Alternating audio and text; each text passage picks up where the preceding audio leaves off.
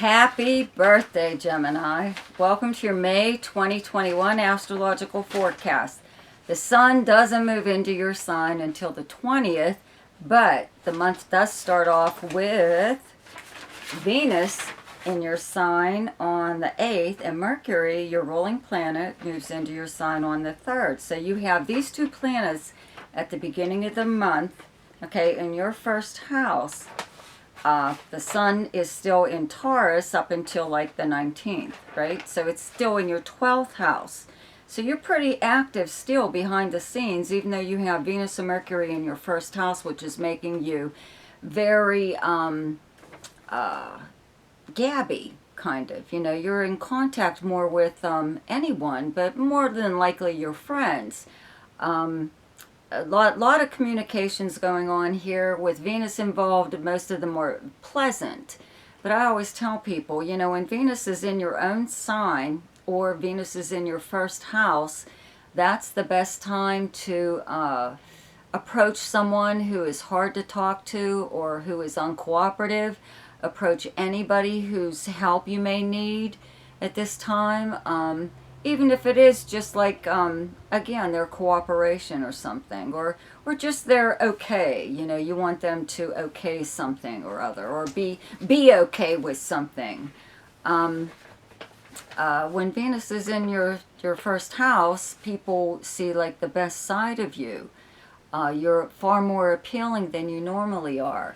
Having Mercury, your ruling planet, in your first house makes you the great communicator right now. So if you needed to, again, even say something to someone that is kind of unpleasant, they're not going to be really offended by it because the way you say it, it doesn't sound offensive. Whatever, you know, if you can figure that one out. But you know what I mean? There are some, it depends on how you say something to someone. But if you have to tell somebody something, you know, this would be the time to do something like that, okay? Now, having the sun in your 12th house in Taurus right now means that you're still, again, acting behind the scenes. When the sun moves into your first house, you're going to light up like all over again, okay? Even though you are still animated right now, you'll be even more so when the sun moves into your first house. So you're still doing things behind the scenes. And you could still be, like, let's say, even in communication with someone right now. Maybe you are revealing secrets to somebody or are being let in on. I actually think you may be the one revealing, okay, because you're the one with all the action right now. Usually it's a 50-50 thing, but I'd have to say that you're the one making all the moves right now. Okay, now Mars moved into Cancer in your second house. That's where you have the sign of Cancer. I would have to say that maybe this is financial. You know, your second house is how you earn your money and money that you bring in from the kind of work that you do. It's also your house of valuables, anything that, any kind of investments even that you have. Having Mars here makes you very active in going after more money or any kind of money that belongs to you, okay? At the same time, the planet Pluto is still in Capricorn in your 8th house, okay? It's directly across from your second house where you have the sign of Cancer, and Pluto went retrograde at the end of April. So 8th house, both 8th and second house are money houses, and the 8th house is jointly held property or anything that you may own with someone else, like even a bank account or credit cards, something like that. But if you don't have any kind of arrangement or setup like that in your life, it is the house of legacies and inheritances, payouts from a legal settlement or insurance settlement. It's taxes, refunds, increased credit. It's dealing with the bank. You know, now that this planet has turned retrograde, it's retracing its steps. So if you were entitled to something that you didn't get, that now may be the time when that starts to come about. Hopefully with Mars here directly across from it, it happens now. You know, like not like this exact day, but while Mars is still in your second house, you're on the receiving end of something that should have been yours all along. Or if you do own property with a partner, or just someone else, maybe it's time that you went your separate ways, and one either buys the other one out, or you give them whatever, and so you're done with it. You don't have to deal with the whole thing anymore. Okay, so actually, okay, so when the sun moves into your house on the 20th, okay, well, before then, okay, there's a new moon on the 11th in your 12th house. Okay, so this would be the time where you would be making some kind of possibly secret new arrangement with someone, or you are learning something behind the scenes. You are, to me, it looks like you're making plans of some kind, and they're a secret. You know, you may be letting some people in on it, but not necessarily. But around that new moon is when you really put whatever you've been up to in motion. Okay, so when the sun moves into your first house, a lot of things that maybe you were working on or planning on doing when planets were in your 12th house in Taurus is when you start to do these things. You know, you start to move a little bit freer. You know, there is a full moon, lunar eclipse in your opposite sign of Sagittarius on the 26th, okay?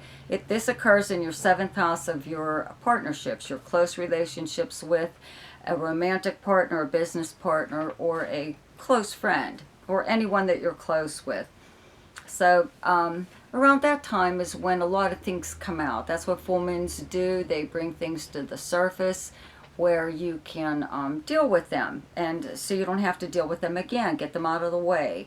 So this is occurring in your 7th house of close relationships, so I would have to say has something to do with that.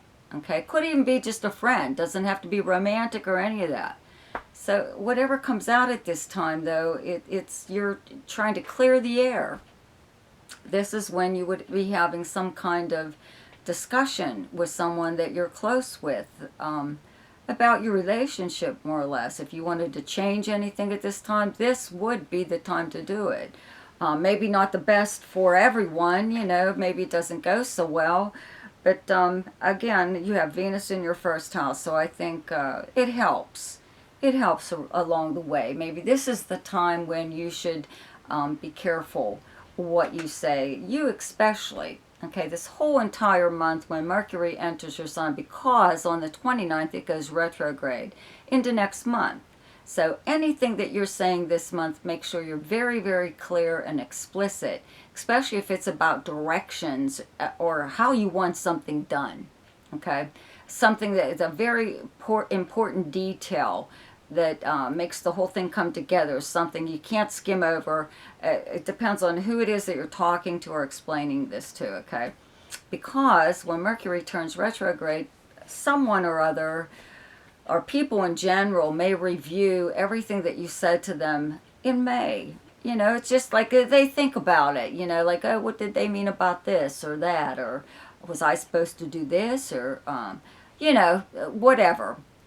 These are usually things that occur when Mercury is retrograde, but I believe that this Mercury retrograde period is kind of going to rehash the previous so many weeks, okay? Just the previous few weeks, and that would be when Mercury is already in your sign. Okay, Mercury is your ruling planet, right? It does well when it's in your sign. So just make sure that you get everything. It could be about anything, but make sure you're very explicit. Okay, now Saturn is in Aquarius. Okay, where you have Aquarius in your chart is your 9th house. Jupiter is also here, but will be moving into Pisces on the 13th. Okay, but I'll get to that in a minute. But anyway, so Saturn retrogrades on the 23rd in your 9th house. Okay, now your 9th house is your many things, but one of them is your philosophy on life, your religious beliefs, spiritual beliefs, just anything, your culture, how you were raised, And having this here along with Jupiter, though, they kind of like even each other out.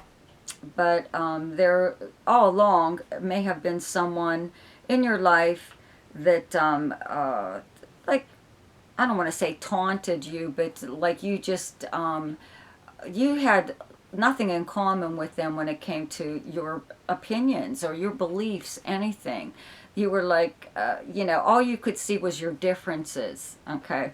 So that kind of continues, but because this is retrograde, you know, something that you've said possibly, or even an idea or attitude that you had towards someone could come back around again.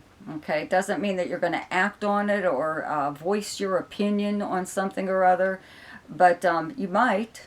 You know, it's just, well, it could be also, this is the house of legal matters. Okay, so maybe you are involved in one even right now, or were, or and you thought it was done and over with, and maybe it isn't. Okay, so when this planet turns retrograde, it might come back around again to bother you. Okay, now Jupiter moves into Pisces on the 13th, where you have Pisces in your chart is your 10th house of your career. Okay, career and outer persona, how you're perceived by the public, what you're known for by reputation, professionally or personally even. So it's your job, it's what you do for a livelihood, and even if you are retired or don't work at all, you still have some kind of public reputation somewhere, right? Even if it's just in your own neighborhood.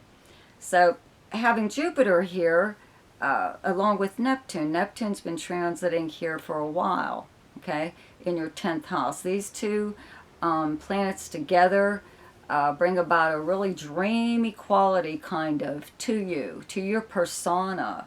You know, Neptune is the intangible part of everything.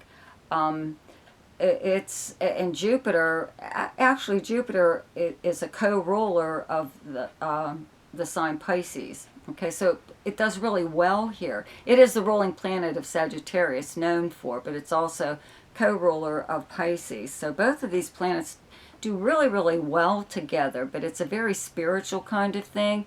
It's a very selfless kind of time, you know.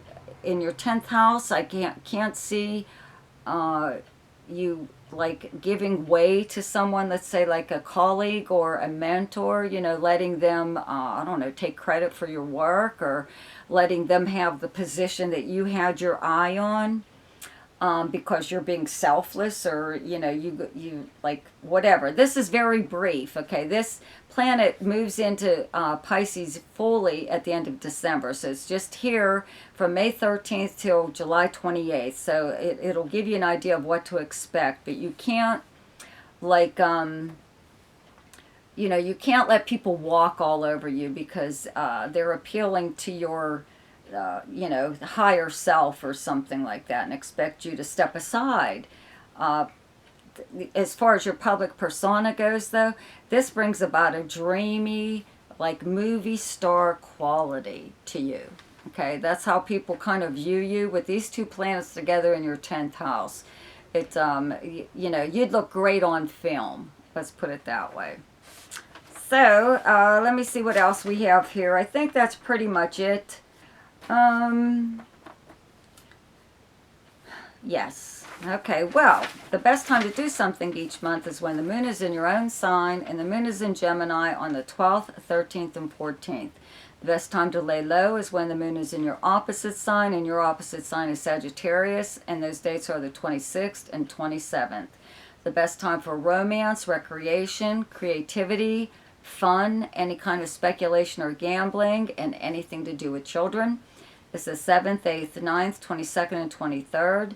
The best time for money is the 1st, 2nd, 15th, 16th, 17th, 28th, and 29th. The best time for your career is the 5th and 6th. And the best time for communication and travel is the 2nd, 3rd, 4th, 17th, 18th, 19th, 30th, and 31st. So I'd like to remind you to subscribe to my channel and click on that little bell where you'll be notified each time I upload something. And check out my Ask Me a Question. It's in the description below there, along with a link to my website if you would like to have your personal chart done. And check out my weekly forecast. And happy birthday!